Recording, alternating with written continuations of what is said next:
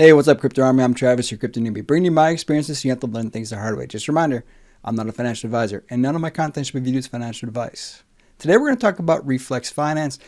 Specifically, we're going to talk about staking. There's been a lot of questions about staking, and I got some inside scoop from the team that might help you understand a little bit better about what the staking is.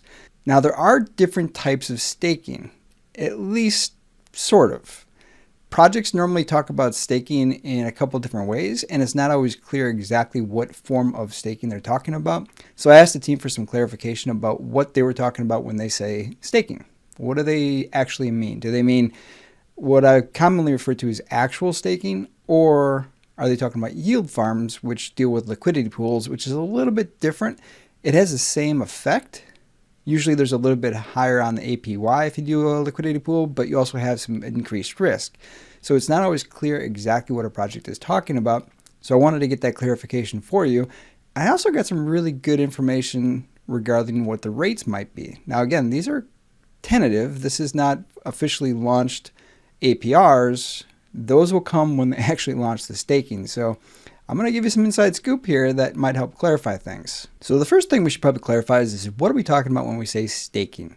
Now for Reflex Finance, what their staking is going to be is literally just staking. So if you look up staking, you might find a good definition for that, but probably not, because a lot of times you get told about proof of staking, which is a little bit different than what we're talking about when we say staking Reflex Finance.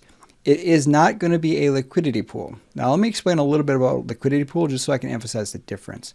A liquidity pool means you're going to pair your Reflex with another asset. Usually it's BNB when you're talking BEP20 tokens, but it could also be BUSD. It could be a completely different token. It could be Solana. There really is no limits of what you can pair a token with in a liquidity pool. That is not what we're talking about. We're not talking about liquidity pools. When we say staking with Reflex Finance, it's literally just going to be locking your tokens up so you really can't sell them, is really what staking does. And you're going to get a certain rate of return depending on how long you stake your tokens for. Now you can still pull them out of the staking, but you're going to pay a fee of 10% for doing that. So when you stake, think of it as kind of like a commitment not to sell and not to pull out. If you withdraw early, you should get penalized because you didn't live up to your commitment. And that's what that 10% fee is. And that's pretty standard throughout the community. Sometimes it's a little bit less, sometimes it's a little bit more, but 10% is pretty average for that fee. On top of that, you lose all of your rewards that you would have gotten had you made it to the entire period. So it's definitely good to understand exactly how the process works for staking. Again, if you pull out early, there's a 10% fee and you get none of the rewards. So it's important to pick a period of time that you're okay with. Now, I always recommend holding. So the length of time is less of a factor when you're okay with holding. But there's some other things to factor in, mainly when you get the rewards. And in this case, you get the rewards at the end of the period, which means that you can't really utilize those rewards to build up extra BUSD, at least not until the end of the period. So the period kind of does matter. You have to do your math on what you think is going to be best for you based off the number of tokens you got and the length of time you want to lock them up for. Sometimes it can be better to have a shorter period. That way you can put those earned rewards right back into, and you'll be earning more Binance Pegged USD as a result of that. Now let's back up a little bit here and go back to the beginning. You have 0 Reflex tokens at this point. It's the beginning. You don't have any. So you bought Reflex tokens.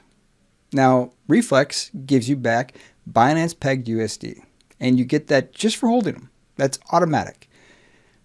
Now, the amount that you get and when you get them, it's a factor of how many you've got and what the volume is. You might get it every hour, you might get it every day, you might get it every week, but you're going to get Binance Pegged USD eventually depending on how many you own and what the volume is. That is automatic, and that doesn't change with staking. Now, when you stake it, you earn more Reflex tokens. I said that right. You get more Reflex tokens while you're also getting those Binance Pegged USD. Now, your Binance Pegged USD is not going to immediately increase because of staking. You have to actually earn those staked rewards in order for those to qualify for increased Binance Pegged USD. Now, visually, what does that actually look like? Now, let's just go through the normal buying and holding Reflex Finance as a starting point. Now, if you buy 1 billion Reflex, you're going to automatically get Binance Pegged USD based on the market share that you own and the volume on any given point in time. The amount you get for Binance Pegged USD and the period on which you get it is going to be different every time. So you're not necessarily going to get a consistent flow of Binance Pegged USD. It just depends on how much you own for the Reflex and how much the volume is for that given period of time. It might be every hour, it could be every week, it could be every month. It's going to vary. What does this actually look like? Now here we buy 1 billion and then we get Binance Pegged USD, and then we have to wait a little while. We might get the exact same amount, might get less, might get more, but we're going to get Binance Pegged USD consistently just for holding Reflex Finance. Now what happens when we stake? We're still going to buy 1 billion Reflex. We're still going to get Binance Pegged USD just like we were before. The difference is at the end of the staking period, we're going to get more Reflex as rewards. So what does this actually look like?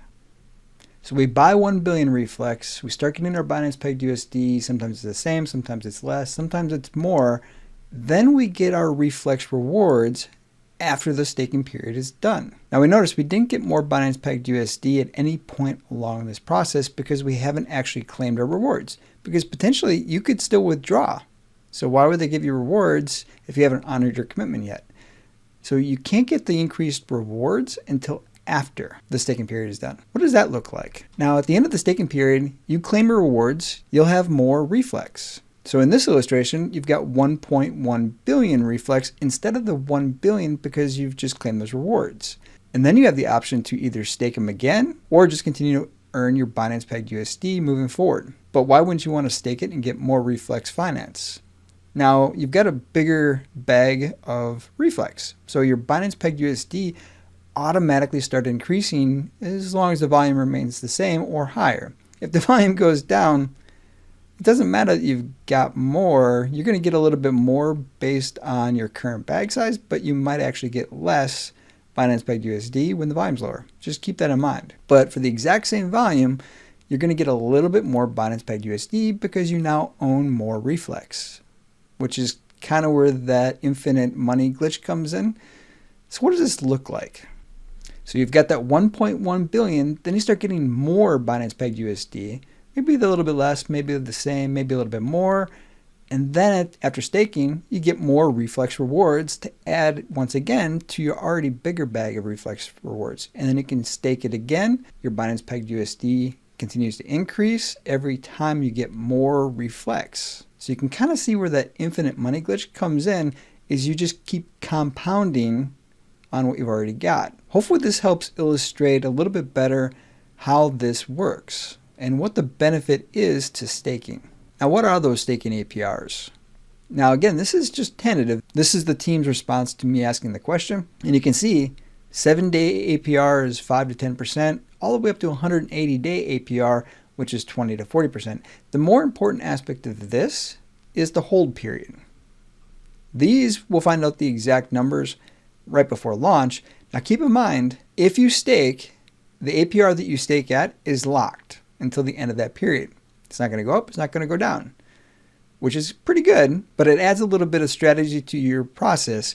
Do you stake all of your holdings at whatever the APR is that given day, or will the APR go higher? Or it might go lower. That's where there's a little bit of strategy in exactly what your process is going to be moving forward.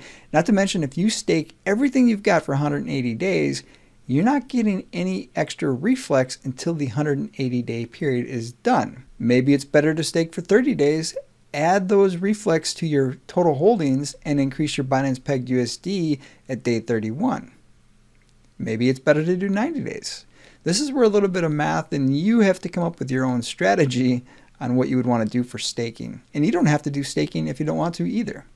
You got a lot of options with this token on exactly what you want to do. Hopefully you found this content helpful. At the very least, hopefully I clarified exactly what staking is and how it works, and some of the things you should probably consider before staking your Reflex Finance. Now, if you like the content, don't forget to hit that subscribe button, like the video, turn on notifications so you get notified about these videos when I post them. And if you have any questions, or if you just really like it and want to put a thumbs up in the comments, it helps with the engagement for the video and get this content to others that might like it. Until next time, stay strong with those diamond hands.